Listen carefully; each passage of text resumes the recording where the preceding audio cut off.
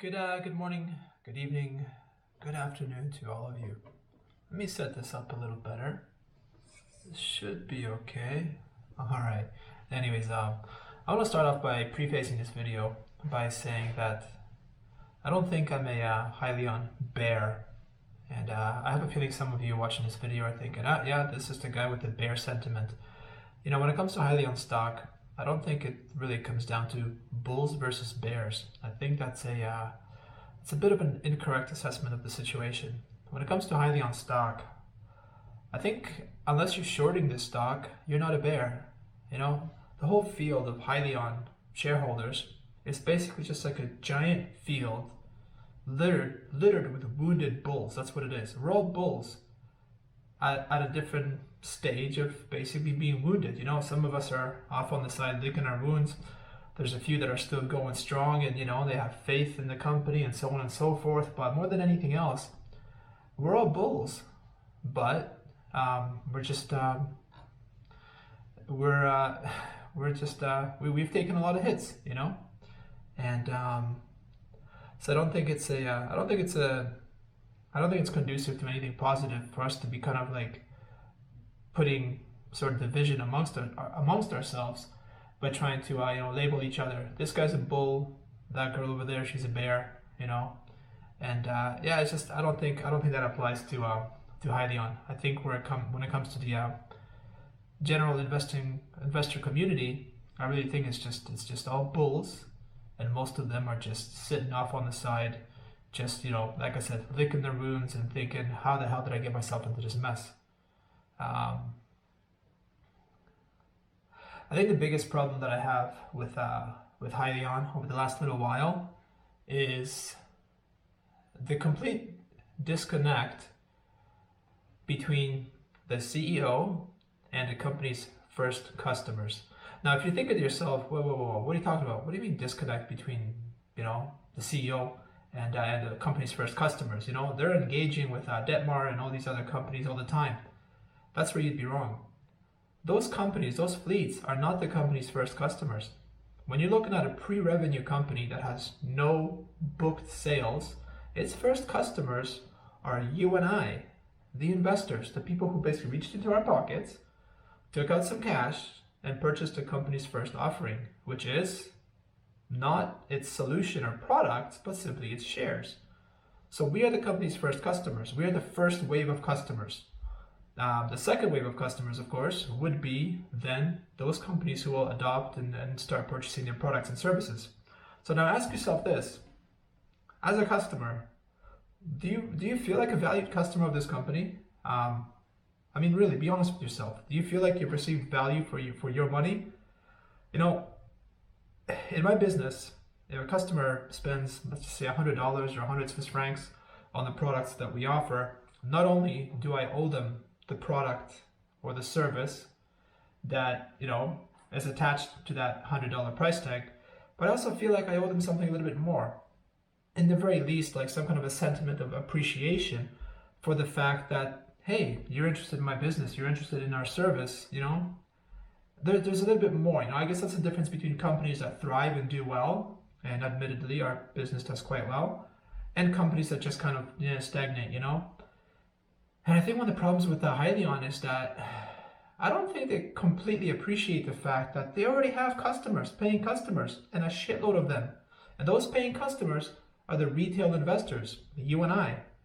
And, you know, when's the last time that you saw, for example, the CEO address the retail investor community? I cannot think of a single time ever since the inception of this company, at least as a publicly traded company, where he got up and he actually addressed specifically the investors. I've never seen that. I've only seen one situation with a recent Yahoo interview that he did, where the interviewer tried to kind of, you know, ask Thomas about, you know, like what's the situation with your stock? You know, it's been beaten up pretty badly lately. You know, it's not doing very well. And the deflection was just as expected, almost instant. Oh, well, you know, we've received significant interest from fleets. You know, fleets really want to be, you know, what does he always say? It's always the same canned response. Something along the lines of, fleets really want to move to electrification. And my response to that is, You know, Thomas, you know what really wants to be electrified? The share price. That's what wants to be electrified. So why not, you know, do something, anything? And listen, I'm not suggesting, you know, engaging in anything, you know, questionable. But the mere absence of the company engaging with its investors, with effectively its first customers, to the degree that HYLN does, or rather doesn't, in itself is partially responsible for the stock continuously declining. Because anyone involved in the stock will see that basically we're like, you know, we're like expendable. We're expendable to the company, you know. I can't think of putting it any better way.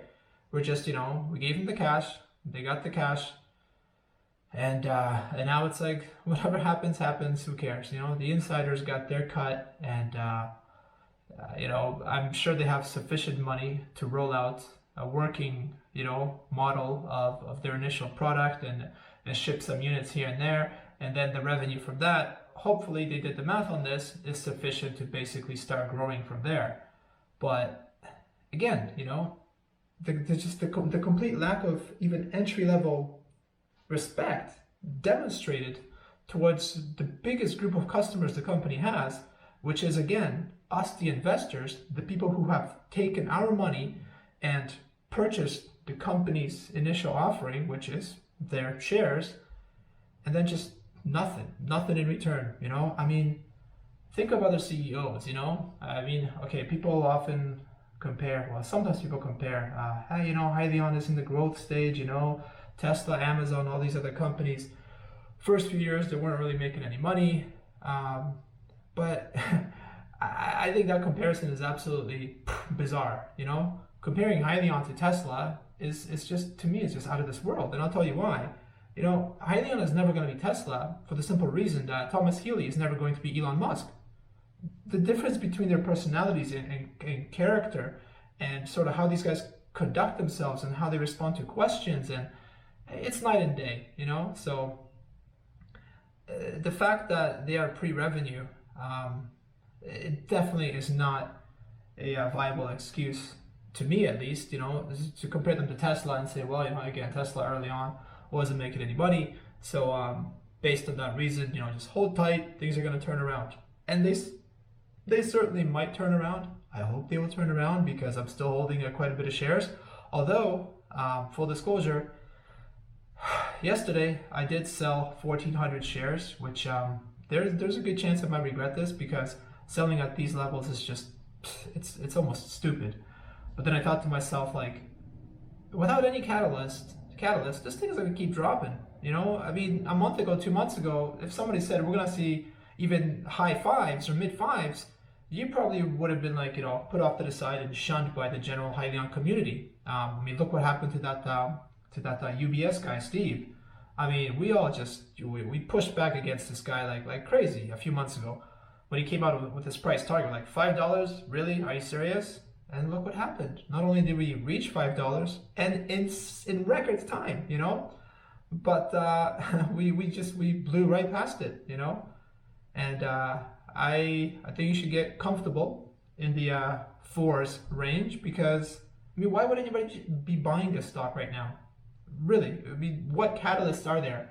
Do you have an incredible CEO who's just out there all the time, you know, pounding the pavement, you know, preaching the product and telling people how incredible it is and coming up with new ideas and new spins and this, that, and that? No, it's just, I mean, look at the website. From August 2nd until I think September 2nd, or right around that time, I believe there are 8 news stories published on the HYLN website. 8 different stories about what's happening, what's going on with the company. And that was, of course, just before the earnings report. The stock was kind of going up, you know, in anticipation. And then since then, I believe in the last 3 months, in the trailing 3 months, you've only had 1 story published on their website. It's like there's just nothing going on here. There are no appearances, there's just nothing, you know. And then there's of course the situation with their whole investor relations. I mean, there's a bit of a euphemism, right? Relations. What relations? I've reached out to their investor relations team. I've sent one simple message. It was polite, it was diplomatic, it was respectful. It was very short and sweet, and it was kind of like a little probe, like a little tester message, you know, just to see if there's anybody out there, if there's any even a modicum of respect for the investor community with a response. And of course, as you can expect, nothing, no response, not even a damn autoresponder, not even something as simple as like, hey, we've received your message, and you know, someone will get back to you within the next few days. Thank you for your interest in HYLN. Nothing. I mean, I have a business, and my business's market cap is an absolute fraction of HYLN. And I could never, ever imagine having a system in place where our customers reach out to us, or even our investors, and we just completely ignore their messages. I mean, blatant, you know, straight up, go fuck yourself. I'm sorry for my language, but that's basically what you're saying to people when, you know, they send you a message and you don't even acknowledge receiving that message in the first place. What the hell does that say to people? And there are many people online who can attest to this, people who have reached out to them, and there's just no response, none. I mean, it's not like these guys are getting, you know, these guys are getting flooded with messages. I don't think that this is a situation where they just can't keep up with emails. I don't think that's the case at all. And even if it was, with the budget they have, with the capitalization they have, you hire someone whose job it is to basically responding to people. I mean, isn't that sort of what investor relations is all about? So, I don't know. I mean, you know, some people might say, you know, the super bulls, the people who have incredible faith in the company, will say, well, you know, they're probably busy perfecting their product and this and validating it. I'm like, really? Do you think that's what they're busy doing? The way I see it, they're busy basically doing all, you know? Really, it's just, it's a little bizarre. And on the subject of faith, you know, I sometimes see, you know, people posting things like, you know, I still have faith in this company. I have faith in, you know, Lord Healy. People, you know, faith is something that belongs in a church, not on Wall Street. You know, Wall Street, it's all about numbers. It's all about the impressions that a company gives to you. And, you know, this is how HYLN conducts itself, you know, in the public realm, the way they have over the last few months, with basically just almost complete radio silence. And again, virtually no addressing the investor community at all. What makes you think it's going to change over the next 3 months or 6 months or a year? Yeah, what makes you think that suddenly, once they actually do start making some money, and you know, more cash for the insiders, what makes you think all of a sudden then they're going to start, you know, demonstrating, you know, exhibiting some sort of respectful sentiment towards their investor community? I don't think it's going to change. I just don't think. The only way that's going to change is if there are changes within the company internally. If certain people get involved in the company and start looking at this and seeing, holy shit, guys, you've really been dropping the ball. And, you know, the market sentiment over the last few months, general stock market sentiment, is partially to blame for your share price. However, the way that you guys have been doing things over the last, you know, 6, 7, 8, 12 months is also a significantly contributing factor to why the share price is the way it is.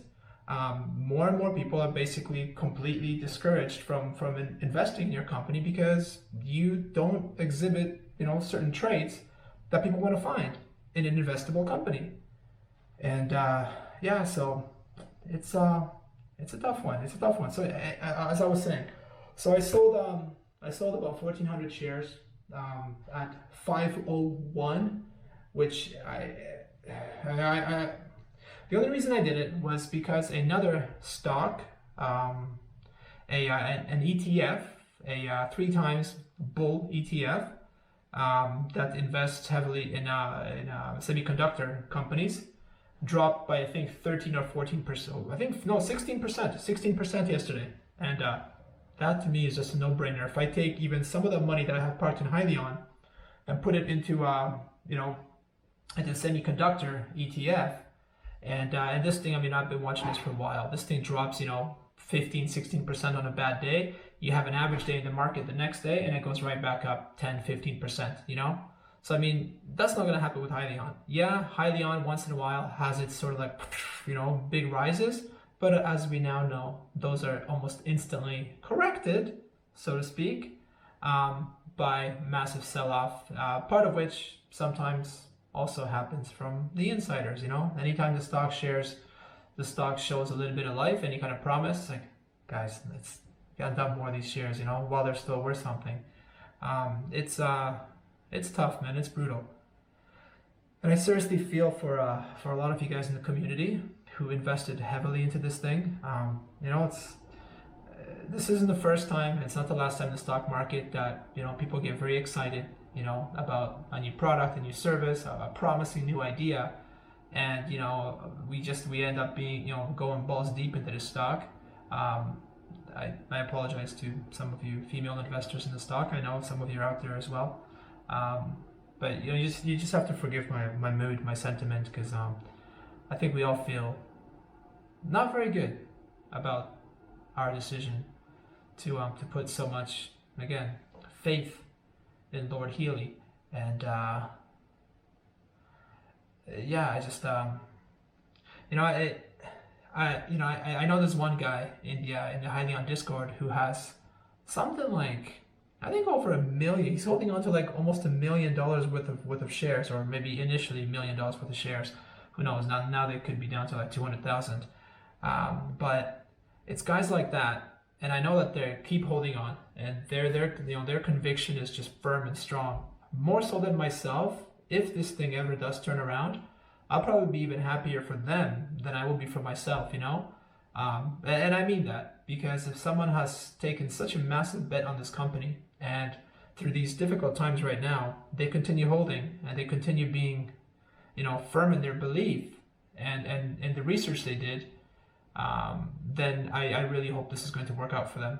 Even though, again, I'm still holding on to about 8,000 shares or so.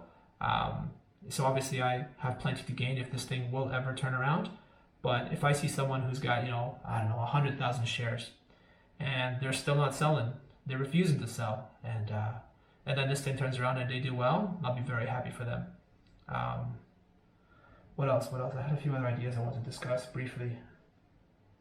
I wanted to mention just briefly about Ryan at the I think Independent Investor channel.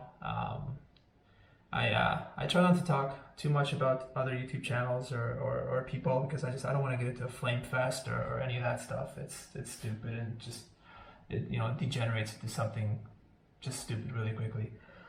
I don't watch this channel very often.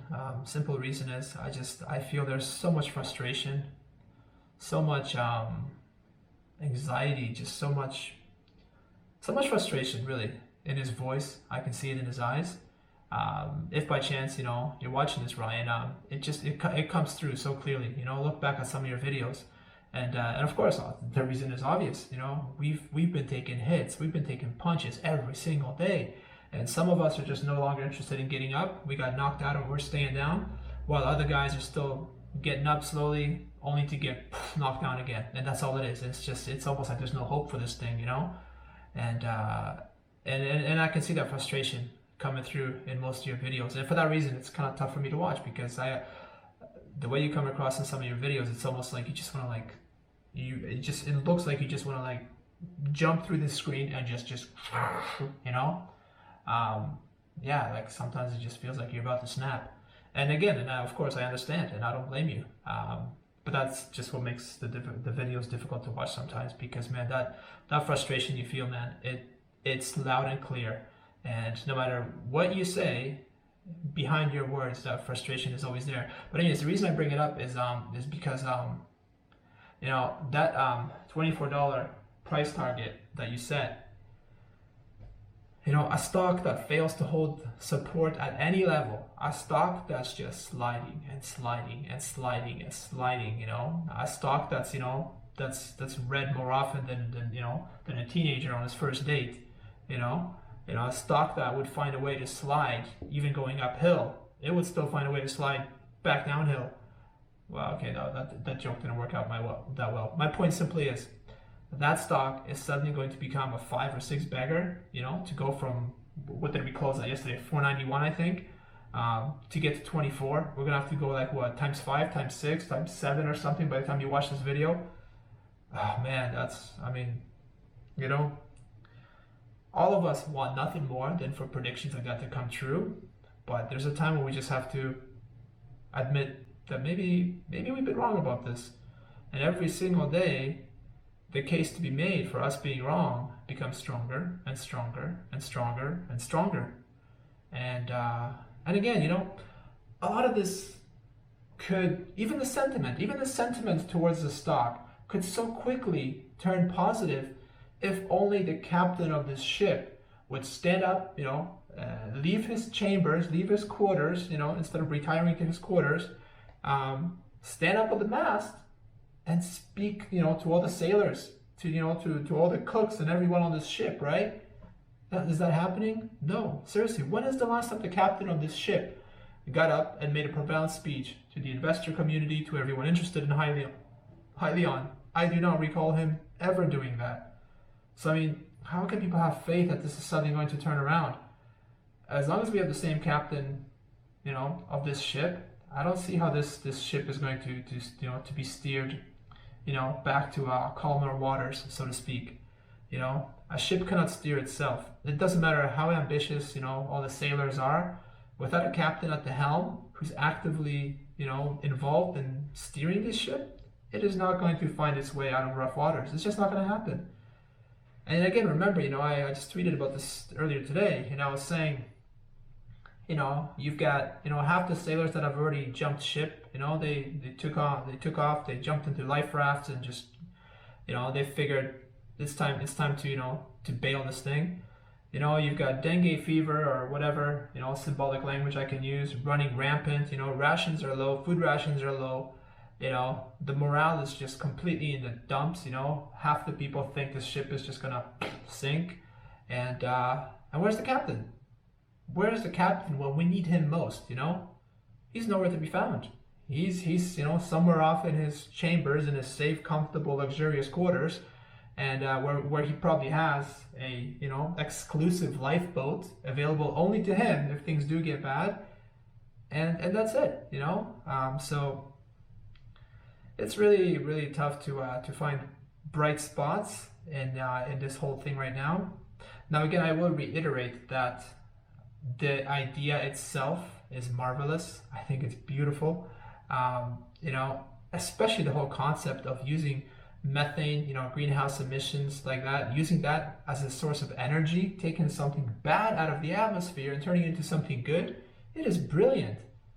But what if the most brilliant thing about it is simply someone having taken that idea and used it to create a SPAC, profit a shitload of money from it, and that's as far as it goes? What if that's the most brilliant thing about all of it? Because thus far, one could say that's what it looks like, And again, all of this could so easily be turned around if just that captain would finally get up there and start addressing the investor community once a month, whatever. If he doesn't want to do it, hire somebody else who will. But it's got to be done, Yeah, so I don't know. There is one other topic that I sort of touched on with a couple of my earlier videos. By the way, I put together a couple of videos on HYLN over the last month or so, but I didn't publish them because either the audio turned out to be really crappy, or it was like totally out of sync, or I just wasn't happy with the editing. I'm pretty self-critical with myself when it comes to my editing of my movies, and that's why, I just said this one completely raw, uncut, just as it is. I'm even wearing like a Christmas sweater. Like, what YouTuber, what self-respecting YouTuber is going to wear a Christmas sweater in their video? Anyways, but where I was simply going with this, I don't know, where was I going with this? What was I saying a second ago? I feel stressed out by this whole thing, and I don't know, I was going somewhere with it. Oh yeah, sorry, that's right, my other videos. Yeah, so I didn't publish them, but one of the points I mentioned in one of the earlier videos is that, when people are in a bad mood, when people are suffering financially and in other ways, we tend to start kind of getting tribal, We start to kind of like clump with other groups of people who are in the same, dire straits, so to speak. And we get tribal, and we start sort of attacking, lashing out at other people who we think are sort of against us, even though they're maybe not against us, because again, ultimately, HYLN investors, we all want the same thing. We want this thing to do well. So we are all in the same camp. We just have different opinions on what's not working, what's working, And I think we have to remember that at the end of the day, we really are just spectators at a sporting event. You know, we're like a group of friends sitting up there high up in the stands. You know, some of us bought the cheapest tickets available because money's tight, so we're standing. You know, we got standing room. We're at the very back, you know, on the third level. Others among us have a lot more money, so we buy like the box seats right in the very front. But the point is, we're all watching the same event. We're all watching the same game, and it doesn't matter how much we bicker amongst each other, how much we disagree about whether the management has to go for the team to play better, you know, how much we disagree about whether the goaltender is the problem or whether the team captain is the problem. None of that matters, because at the end of the day, whatever's going to happen on the field is going to happen on the field, irrespective of what we say amongst each other. So this whole thing online about, you know, in the different Discord groups and on YouTube comments and on Twitter, us constantly disagreeing with each other, it makes no difference. We're just spectators and we're just bickering amongst each other, and none of it is going to matter.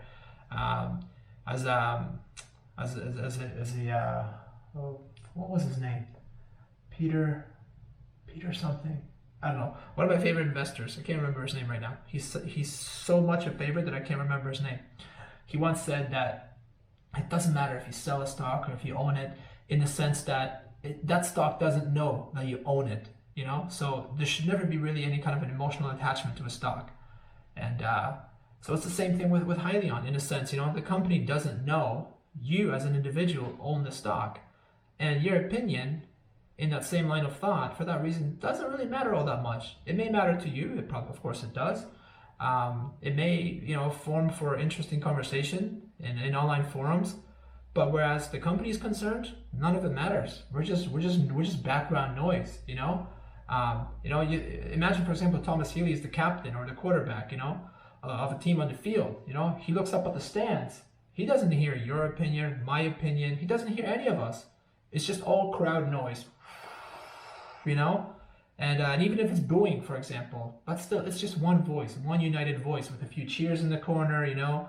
Yeah, so in that regard, it is a little pointless, and I think it does more damage to the whole situation than anything else. When I find that we sometimes bicker amongst ourselves, amongst us, you know, the retail investors, because again, at the end of the day, none of it matters, you know. We can have all the different opinions we want, but whatever's going to happen with the company is going to happen, irrespective of our opinions, of our thoughts, and of any divisions that we may have. So, yeah. I think that's about it for now. I don't know if you guys enjoyed any of this, if you felt that adds anything to the conversation. Yeah, you know, send me a message in the comment section. And I think that's pretty much it. I hope the audio was good on this one. You know what? I'm going to actually put a link in the description of this video to one of the recent ones I did on HYLN, and I covered a few of the points in this one, but also a few other points. You know, if you're starved for HYLN content, maybe you'll enjoy watching it, maybe you won't. That other video, I put in a lot of like cool scenery from around where we live here in Switzerland. There's an abundance of beautiful scenery here. So just to make it sort of more pleasant to watch. But again, that video, the last few minutes, the audio became completely out of sync. You know, so it's like you see my mouth moving, and then the audio follows like a second later. So for that reason, it kind of sucks. But who knows? The content itself you may enjoy. So I'm going to put a link to it. I'm not going to make that video public. I think I'm just going to leave it unpublished. But if you follow the link in the description, you can see that other unpublished video. So if you want more HYLN content, and you know, some of the regulars aren't publishing anything today, like Ryan, for example, you know, Rat Pack, or anyone else isn't doing anything on HYLN, then maybe you'll enjoy that. So yeah, that's that. Cheers to all of you, and thanks for watching. Take care.